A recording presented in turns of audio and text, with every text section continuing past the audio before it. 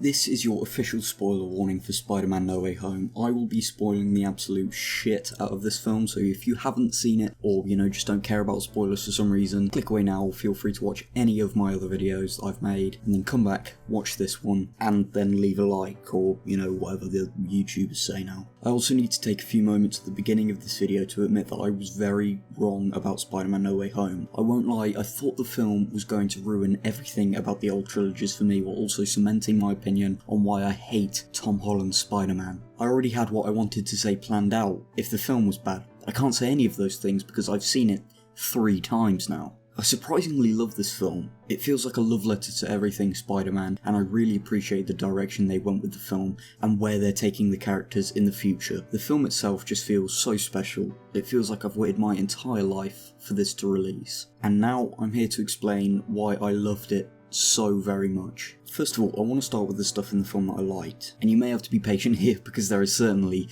a lot that I want to talk about. Also, if you're a bit hesitant to see this film for any reason, you may think that it's just not going to be a satisfying conclusion. Maybe you think they'll just handle the 3 Spider-Men wrong. Now, while those are valid reasons not to see the film, just know that if you're a fan of any other Spider-Man film, this definitely has something in it for you. And if you can appreciate an amazing score, joined with excellent cinematography and a well-written plot, it's definitely worth checking this film out. I was worried that the motivation for Peter in this film wasn't going to make sense, and that it was just going to be another example of Tom's character being an irresponsible mess. But in fact, it's actually quite the opposite. As he's seen as this ruthless murderer, he doesn't want these villains to be sent back to die in their universes. He really wants to save as many people as possible in this film. This film provides amazing spectacles to marvel at. The set pieces are genuinely jaw-dropping. Some clear standouts are the bridge scene, Aunt May's death scene, the Statue of Liberty fight, and that amazing scene in the mirror dimension is just so cool. The fight scenes also are absolutely phenomenal. The final fist fight with Tom, Spider-Man and Green Goblin is really well choreographed. There's a point where Tom picks up Norman's glider to impale him, then Toby jumps in front of him,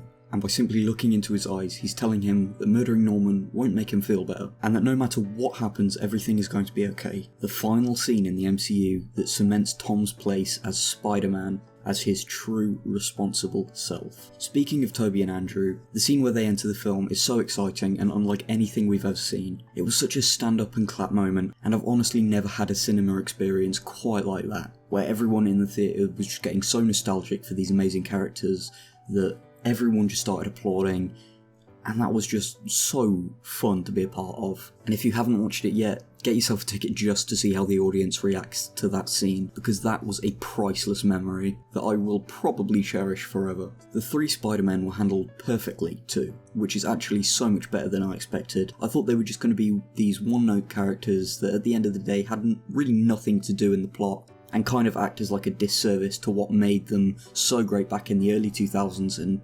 2010s. But how wrong I was, because they have a lot of chemistry on screen as the characters and actors who portray them. Not only that, but we also get to be told what they've been up to in the years since we've last seen them. We hear that Tobey Spider-Man mended his relationship with Mary Jane and they're living happily, and not really much is told other than that.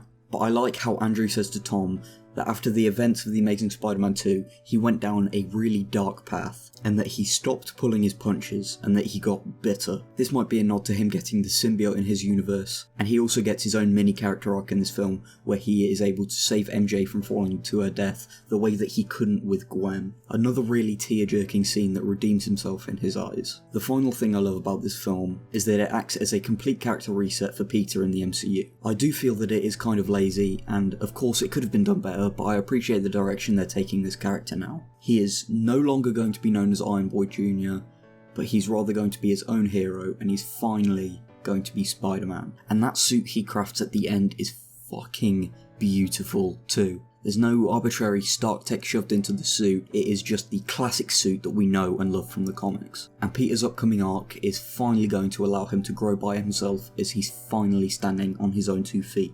Okay, with that being said and done, I now want to talk about some of the things that I wasn't so fond of. And I feel the best place to start with this is just by saying that the pacing is all over the place, at least in the first act. The first act of the film goes by so incredibly fast that the audience is just barely given time to breathe. What I mean by that is we don't see how this affects Peter's day-to-day life. And of course we see MJ, Ned and Peter not being accepted into MIT just because they know each other. but this is solved almost immediately when Peter saves the MIT lady's life. Overall, people knowing his identity just kind of feels inconsequential, because they don't expand on how it is really ruining his life other than that. Also, Matt Murdock is so useless in this film, we don't even get to see how he's able to clear Peter's name. In fact, that whole plot point of them just needing a lawyer is kind of forgotten about when Peter goes to Doctor Strange. How cool of a character introduction would it have been to see a scene where they're in a courtroom and Matt Murdock walks in, saves Peter's image, and then just leaves. But no, he's only in the film for about 10 seconds and then makes a funny joke. The writers don't really explain the rules of multiversal travel all that well too. If you haven't seen the film, the villains basically get their powers cured, meaning that when they go back to their own universes, they won't die like they did in the original timelines of those Spider-Man films. However, this is a little bit confusing. Toby and Andrew get sent home, and that's easy enough to understand. They'll live out the rest of their lives and their timelines won't be too messed up. However, these villains are cured of their powers, so what happens to them next? Are they still killed when they get sent back to their universes?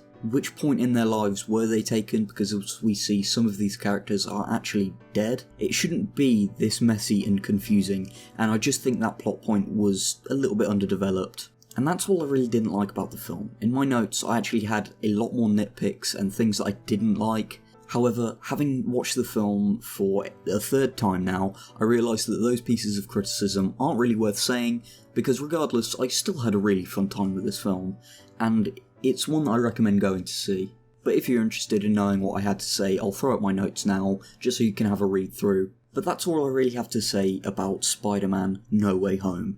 If you're expecting a fun, light-hearted, but also dark Spider-Man story, then I would highly recommend giving this a watch, as it is truly one of the greatest MCU films ever made. I don't really like ranking films by numbers, because it can mean something else to absolutely everyone, but my dumb caveman brain doesn't really know how to rank a film any other way. So I'd say that Spider-Man No Way Home is a solid 8 out of 10. This may change with time, but anyway, thanks for watching, and have a good day.